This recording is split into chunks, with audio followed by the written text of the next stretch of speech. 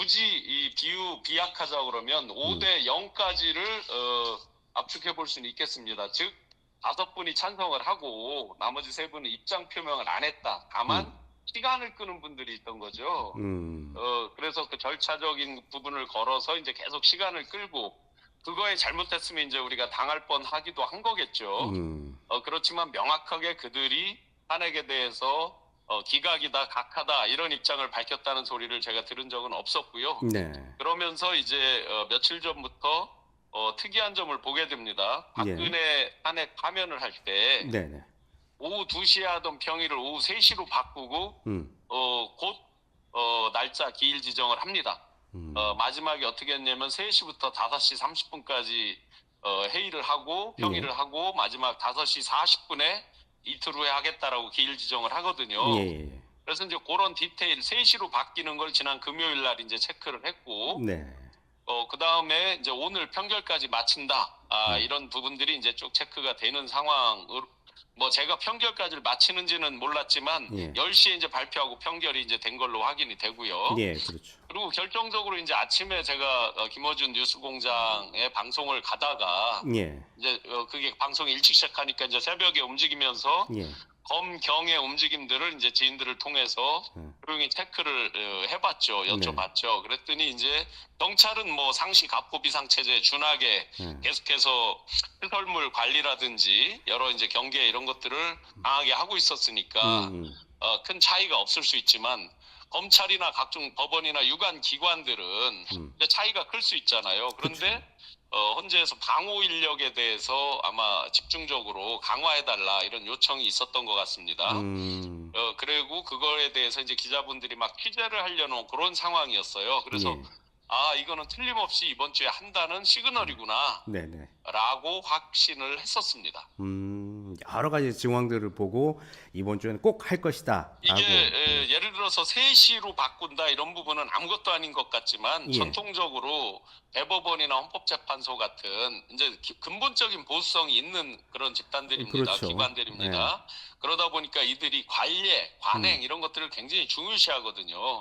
거기에 하나를 더 첨가를 하면 대전 서구 박범계 의원께서 그 4월 7일 날 헌법재판소 재판연구관들의 인사이동이 있다라는 걸 어제 헌재 사무처장에게 질문을 하죠. 맞습니다. 그런데 사무처장이 한참 동안을 머뭇머뭇거리면서 답을 못하죠. 아예. 그러니까 박범계 의원께서 네 알겠습니다 하고 넘겨버립니다.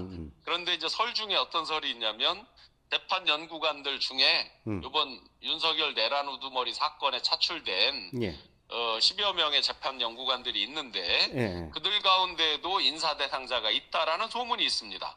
그렇다면 만약에 지금 윤석열 내란 우두머리 건을 처리하는 중에 인사이동이 생기면 안 되잖아요. 가잖아 지금 늦어 죽겠는데. 그렇죠.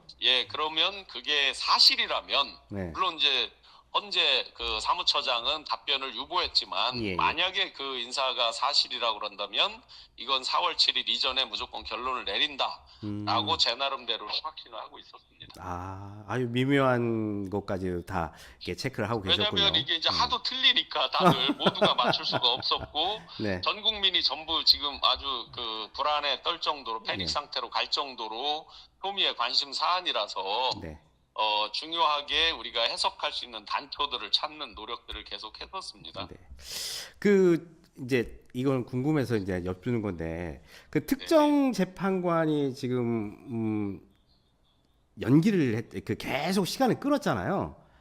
근데 그 시간을 끌은 이유가 물론 절차적인 하자를 들어서 그랬을 가능성이 가장 높다라고 지금 예측을 하는데 그 원인이 정말 뭐 절차적 하자 때문에 그런 건지 아니면 다른 의도, 예를 들면 윤석열을 돌아오게 하려고 하는 약간 그런 의도나 아니면은 이재명 대표의 대선 가도를 막아야 된다라는 그 의도 때문에 지금까지 길게 끌어오지 않았나 그런 생각이 들 때 혹시 그런 의도에 대해서도 비포와 애프터겠죠. 3월 26일 이재명 대표 2심 항소심 무죄. 그 비포와 애프터의 이해관계가 현격하게 이들이 갈라졌다라는 걸 보시면 어느 정도 지금 질문에 답이 될 것 같습니다. 자, 3월 26일 이전 같으면 이제 큰 축이 어떤 이해관계의 축들이 있었냐면요.